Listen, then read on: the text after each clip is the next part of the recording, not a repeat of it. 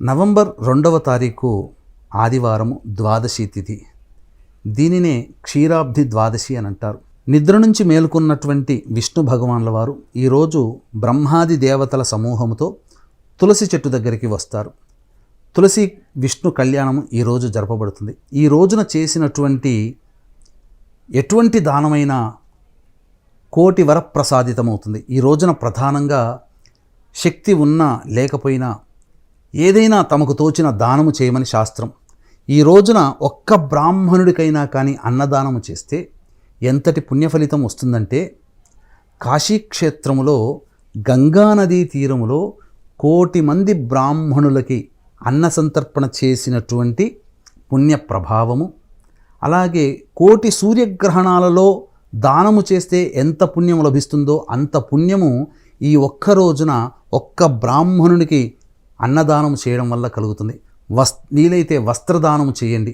ఈ రోజున ఖచ్చితంగా పెరుగు కూడా దానము చేయండి. ఈ రోజున కూడా ఎటువంటి నియమాలు అనంటే మాంసాహార భోజనము, అలాగే ధూమపానం మద్యపానం పనికిరాదు. బ్రహ్మచర్య వ్రతాన్ని ఆచరించాలి. ఈ విధమైనటువంటి నియమాల్ని ఈ రోజున చేయండి. ఎంతో గొప్పదైనటువంటి పుణ్యాన్ని మీరు సొంతం చేసుకుంటారు.